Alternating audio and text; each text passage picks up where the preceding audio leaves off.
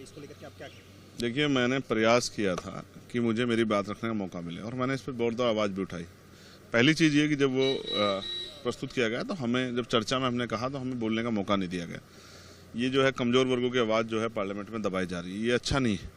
हमें जनता ने चुन के भेजा, हम किसी के दया पे यहाँ नहीं है। दूसरी बात, जब ये बिल प्रस्तुत हुआ और उसको पुरस्थापित करने के लिए कहा गया, तब हमने इस पर डिवीजन की मांग की।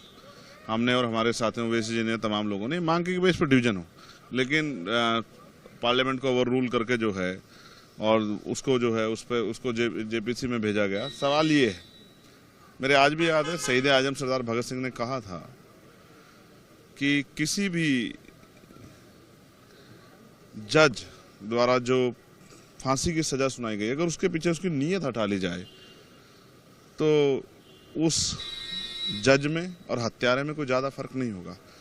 मैंने पार्लियामेंट में सुना, सरकार ने कहा, स्पीकर भी थे और सरकार के मंत्री भी बोल रहे थे, सरकार के एमपी भी बोल रहे थे कि हम अगर सरकार में आए तो विचारधारा के आधार पर सरकार में आए हैं, तो जिन महान पुरुषों की विचारधारा को हम लोग मानते हैं उन्हीं के अधूरे लक्ष्यों को पूरा करेंगे। क्या सरकार, हमें सोचना है बिना डर के, मैं कह रहा हूँ, क्या सरकार मुस्लिम हितैषी है?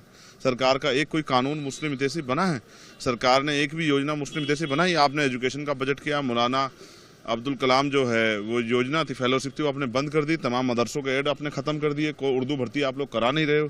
तो ये जो सरकार है ये कहीं से भी मुस्लिम हितैषी नहीं, और मुस्लिम हितैषी होने का दावा करने वाले सरकार को जवाब देना चाहिए कि आपने संविधान को किस तरह से ओवर रूल किया, आर्टिकल 13-14 का वायलेशन कर दिया, 25 से लेकर 28 तक जो मूल अधिकार उनका वायलेशन कर दिया। आप संविधान विरोधी काम करोगे और हम हाथ पे हाथ धर के बैठ रहेंगे, ये तो नहीं होगा किसी भी कीमत पे।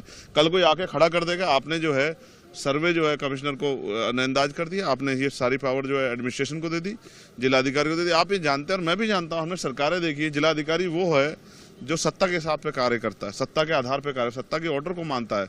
जब ये सब होगा तो कैसे न्याय मिल जाएगा?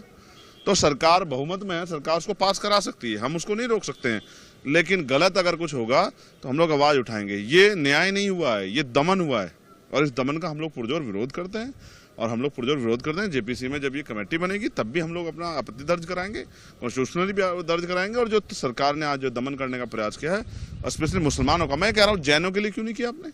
जैनों के देखिए, उनके तीर्थंकरों को किस तरह लूटा जा रहा है, उनको किस तरह से परेशान किया जा रहा है। आप उनके लिए भी जो है अल्पसंख्यक बोर्ड बनाए थे, लेकिन आपकी निष्ठा क्या है? आपकी निष्ठा यह है कि मुसलमानों को कमजोर किया जाए। इस निष्ठा से आप काम कर रहे हैं।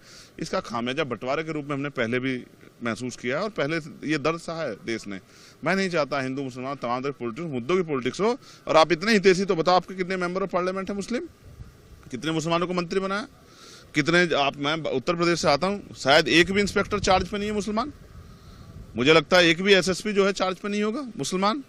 तो सच ये है कि आपकी नीयत क्या है, आपकी नीयत से स्पष्ट होता है कि आपकी नीयत मुसलमानों के पक्ष में नहीं।